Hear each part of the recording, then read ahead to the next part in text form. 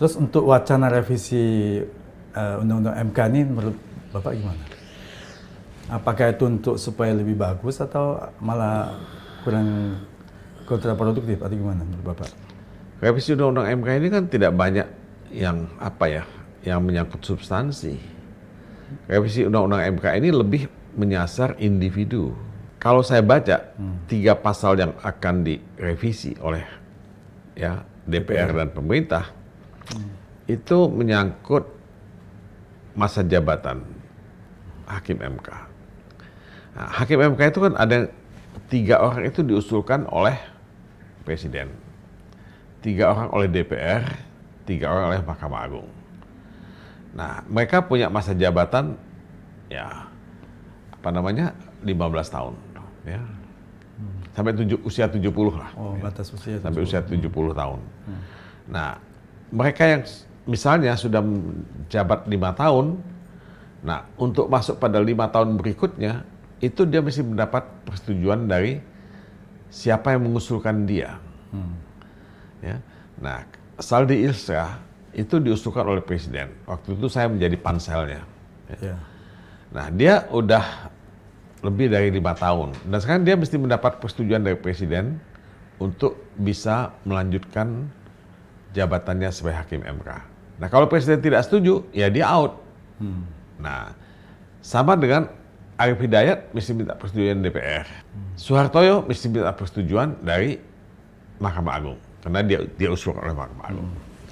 Saya tidak setuju sebetulnya dengan cara seperti ini. Kalau saya menganggap bahwa Mahkamah Konstitusi itu adalah penjaga konstitusi dan kita mesti memberikan mereka security, ya. Security of tenure, ya, security masa jabatan yang pasti. Nah, idealnya hakim MK itu harus seumur hidup. Oh, sampai seumur hidup? Ya, kalau saya, ya, di Amerika hakim Mahkamah Agung itu seumur hidup. Di banyak negara hakim itu seumur hidup. Apakah mungkin tidak ada kekhawatiran tentang nanti penyakit usia lanjut?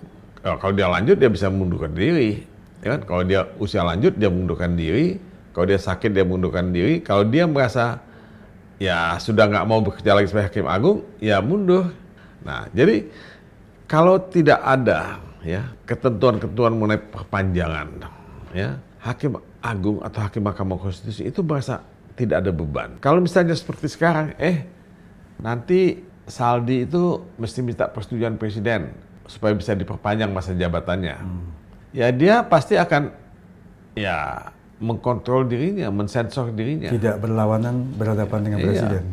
Nah, itu yang terjadi. Jadi kebebasan dia, kemandirian dia sudah diancam. Cuman kalau seumur hidup itu nggak menjadi satu permasalahan karena itu sifatnya subjektif. Beliau merasa saya masih sanggup, padahal menurut orangnya ini udah agak sedikit lupa. Ya, karena itu pemilihannya mesti betul-betul sangat komprehensif. Kita mesti mampu mendapatkan calon-calon hakim MK yang ideal. Dan itu banyak orang-orang yang pintar, yang bagus. Apakah nanti tidak terhambat regenerasi nih? Soalnya kan banyak dari bawah nih yang sudah mumpuni. Enggak.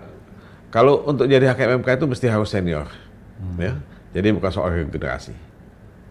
Jadi kalau saya sih lihat hakim-hakim MK itu betul-betul dewa.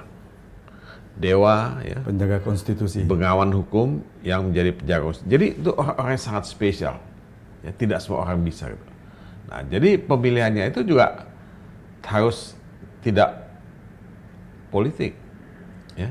Jadi tidak soal apakah dia dari partai Islam atau dari partai nasionalis, tidak soal dia dari universitas yang berbasis agama atau universitas sekuler atau pengusaha. Pokoknya dia betul-betul harus di atas segala golongan. Atau mungkin pendapat Bapak untuk mengusulkan calon hakim MK itu tidak dari eksekutif, tidak dari Presiden? Ya dia harus independen. Ya. Menurut saya sih tidak boleh, ini pengusulan calon hakim MK itu dari Mahkamah Agung, dari Presiden, dari DPR, menurut saya itu tidak tepat. Seharusnya hanya ada satu lembaga saja. Menurut saya sih satu pansel yang dibentuk oleh Presiden. Ya. Nah, hanya lembaga ini yang menentukan siapa calon hakim MK. Tidak usah ada DPR, tidak usah ada MA. Ya.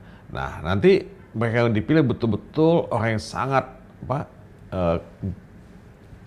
mumpuni pengetahuan hukumnya, tidak ada cacat moral, tidak ada cacat etika, tidak ada cacat hukum, tidak ada hal-hal yang bisa dipersoalkan dari dia. Bukannya nanti menjadi suatu malaikat, sulit mencari orang seperti itu, Pak. Ya memang sulit, tapi kan harus ya. Tidak akan mungkin dapat yang sempurna. Pasti ada yang punya masalah, tapi mencari yang paling sedikit yang terbaik, masalahnya. ya. Iya.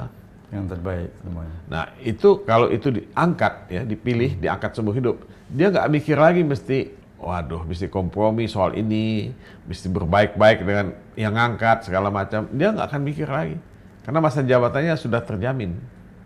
Nah itu yang mesti dilakukan kalau kita ingin mendapatkan hakim MK yang betul-betul independen ya, dan fair ya. Nah kemarin aja kan putusan MK itu sudah diributkan. Katanya Hakim Soehartoyo ditekan. Kenapa? Karena dia belum menangani kasus BLBI. Nah itu kayak gitu tuh. Ya. Nah jadi dia artinya kalau betul-betul ditekan kan dia tidak bebas. Nah kalau dia tidak, dia kan artinya mesti mikir, waduh nanti jabatan saya gimana? Nah kalau jabatannya itu udah aman sampai dia 70 tahun, dia nggak akan ada masalah. Dia akan bisa buat putusan. Jadi artinya ada hal-hal yang bisa menyandera gitu ya? Iya ya. Ada hal-hal yang bisa menyandera dia, betul. Nah itu yang bisa terjadi. Ya. Jadi saya tidak happy dengan revisi Undang-Undang MK yang sekarang. Karena revisi Undang-Undang MK ini bisa jadi sebagai bagian dari upaya untuk membersihkan MK dari mereka-mereka yang bersikap kritis. Nah yang kritis sekarang ini kan yang 3 yang membuat dissenting opinion. Ya. Apakah mereka akan disetujuin oleh yang mengusulkan? Nah kalau nggak disetujui kan mereka out. Nah setiap orang yang akan jadi hakim MK ke depan akan mikir, loh ngapain bikin dissenting opinion?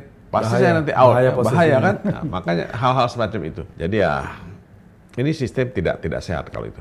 Nah pembuatan undang-undang termasuk revisi undang-undang itu mesti membuka partisipasi yang luas ya dari masyarakat untuk menyampaikan aspirasi, pendapat, opini mereka.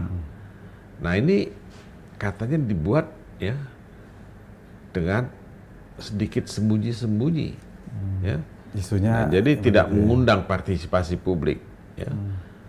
Malah DPR-nya sedang reses, sudah dibuat keputusan yang menyetujui revisi itu, sehingga tinggal dibawa ke paripurna untuk disahkan sebagai undang-undang.